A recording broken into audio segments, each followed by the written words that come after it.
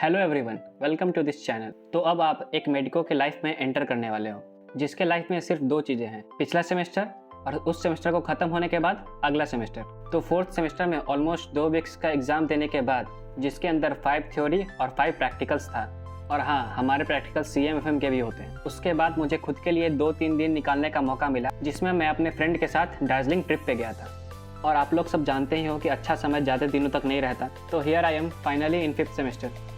अब आप लोग सोच रहे होंगे 5th सेमेस्टर में क्या नया है। तो 5th सेमेस्टर में CMFM के कोई प्रैक्टिकल्स नहीं हैं, बट CMFM के पोस्टिंग्स हैं। और एक्स्ट्रा में हमारा मेडिसिन, सर्जरी और ऑप्स एंड गायनी के क्लासेस लगते हैं। क्लासेस का मतलब थ्योरी क्लासेस। अब आप लोग सोच रहे होंगे कि हमें जो कम्युनिटी मेडिसिन के पोस्टिंग है उसमें क्या करवाया जाता है। तो उसमें हमारे एजुकेशनल विजिट्स होते हैं, जैसे हम लोग वाटर ट्रीटमेंट प्लांट गए थे, हम लोग PHC गए थे और हम लोग सब सेंटर भी गए थे। बेसिकली हमें वहाँ ले जाने का उनका एम ये होता है कि उनके जो स्टाफिंग पैटर्न है वो किस तरह से फंक्शन करता है, वो किस तरह से इम्यूनाइजेशन देता है। बेसिकली सब सेंटर और PHC का जो ओवरऑल स्ट्रक्चर है उसको हम लोग समझने के लिए वो हमें वहाँ ले जाते हैं।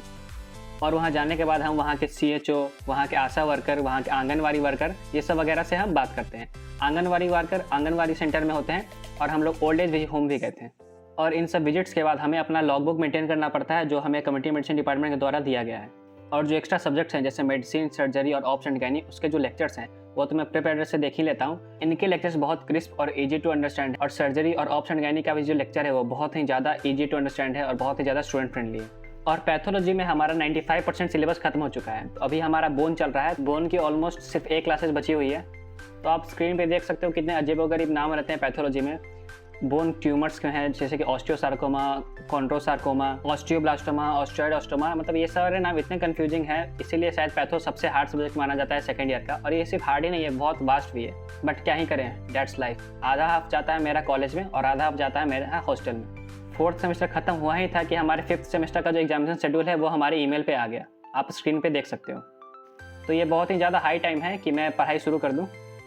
और किसी भी लेक्चर को ख़त्म करने के लिए वीडियो लेक्चर, नोट्स और उसके जो क्वेश्चन है वो इनफ है। जैसे हमारे फार्माकोलॉजी में अभी एंटी माइक्रोबियल एजेंट्स का शुरू हुआ है, तो इसमें अब क्या करूँ मैं, क्लास के साथ चलने के लिए मैं जो टॉपिक क्लास में शुरू होता है तो उसे मैं वापस आके उसे फिर से पढ़ लेता हूँ, वीडियो लेक्चर उसका देख लेता हूँ।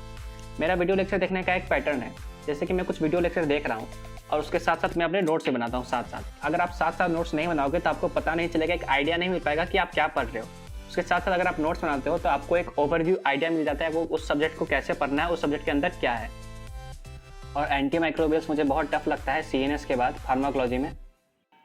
तो जैसा कि मैंने आपको बताया कि मेरा 5th सेमेस्टर शुरू हो चुका है, तो मैं आपको मेरे एक लाइफ का जो डेली रूटीन है कि किस तरह से मैं पढ़ता हूँ, किस तरह से मैं किसी भी टॉपिक को बहुत कम टाइम में करता हूँ, वो मैं आपको दिखाना चाहूँगा। तो बेसिकली जो मैंने 4th सेमेस्टर में नहीं किया था, मैंने 4th सेमेस्टर में कंसिस्टेंट नहीं था, मैं डेली पढ़ाई नहीं कर पाता था। तो मैं सोचा हूँ कि 5th सेमेस्टर में मैं कंटिन्यूअस स्टडी करूँ, डेली थोड़ा थोड़ा पढ़ूँ। जैसे कुछ टॉपिक्स है जो मेरा क्लास में शुरू हुआ है, तो उसे मैं कोशिश करता हूँ कि कॉलेज से आने के बाद मैं वापस उसे रूम में आके उसे कंप्लीट कर लूँ। तो जो लोग बहुत पहले से मुझे फॉलो कर रहे हैं तो वो लोग जानते ही होंगे कि मैं फर्स्ट ईयर से ही प्रिपरेटर को यूज़ कर रहा हूँ। फर्स्ट ईयर में मैंने एनाटॉमी भी उन्हीं से पढ़ा था, जिसकी वजह से मेरे एनाटॉमी में डिस्टिंक्शन आया था मेरे फर्स्ट प्रॉफ। तो इनके लेक्चर्स देखने के बाद नीट PG के साथ साथ मेरा जो इनका जो कंटेंट है ये कॉलेज एग्जाम्स के लिए भी बहुत ही ज़्यादा ये कॉम्पैटिबल है। इनका जो कंटेंट है ये एकदम एग्जाम ओरिएंटेड और टू द पॉइंट रहता है। और इसकी क्या एडवांटेज है कि आप इससे जो पूरा सिलेबस है वो बहुत कम टाइम में आप कर सकते हो। और MBBS में टाइम इज़ वेरी इंपॉर्टेंट।